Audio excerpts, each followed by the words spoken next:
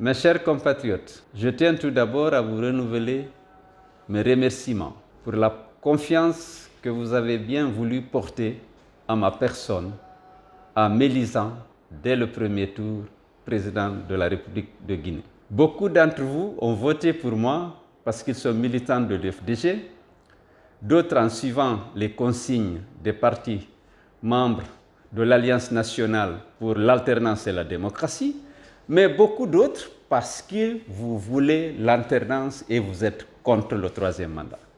Aux uns et aux autres, je dis merci. Maintenant, il s'agit pour nous tous de lutter pour préserver, pour défendre notre victoire. Et vous savez qu'elle est menacée par Alpha Condé, qui n'a pas eu d'électeurs, mais qui a une armée de fraudeurs. Ils ont transformé les suffrages que vous avez exprimés en notre faveur en faveur de Alpha Condé. Nous ne devons pas l'accepter. L'UFDG, en association avec les autres partis qui nous soutenus et qui sont membres de l'ANAD, vient de publier les vrais résultats de l'élection du 18 octobre.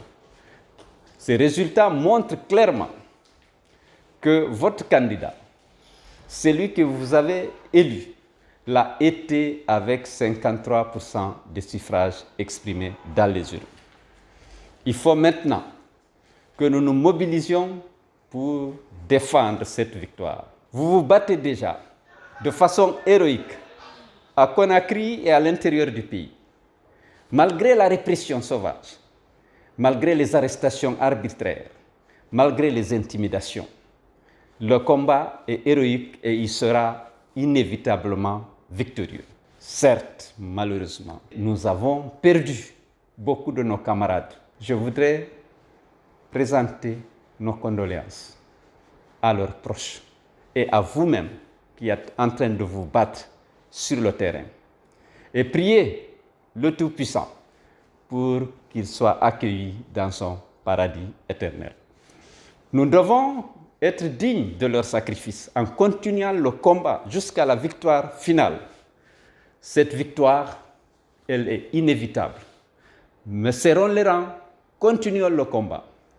Je voudrais saisir cette opportunité pour appeler nos compatriotes, membres des forces de défense et de sécurité, pour qu'ils fassent preuve de retenue, qu'ils se rappellent que leur mission, c'est de protéger les Guinéens, tous les Guinéens, quelle que soit leur appartenance politique. Exécuter un ordre illégal n'est pas républicain.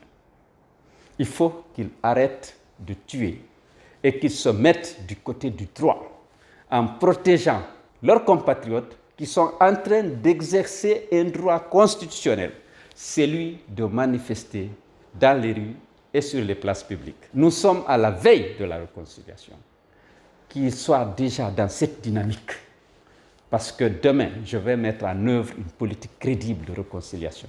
Il ne s'agira pas de vengeance, comme je l'ai dit. Il s'agira de vérité, de justice, de pardon, pour qu'on s'engage dans un nouveau départ, pour construire une nation unie et forte, où régneront la confiance, la fraternité et la solidarité. Mes chers compatriotes, je compte sur vous pour continuer le combat jusqu'à la victoire. En attendant, je suis prisonnier. Je vous adresse ce message de chez moi, certes, mais entièrement séquestré. Toutes les issues sont fermées par les agents des forces de défense et de sécurité. Personne ne peut entrer dans mon domicile, personne ne peut en sortir. Alpha Condé a décidé ainsi, c'est contraire à la loi, c'est une violation flagrante de mes libertés, mais ça fait partie des sacrifices que je suis obligé, moi aussi, de consentir. Bientôt, vous fêtez ensemble la victoire définitive sur la tyrannie et la dictature pour que règne en Guinée une démocratie apaisée, rassemblant et réconciliant tous les fils du pays. Je vous remercie.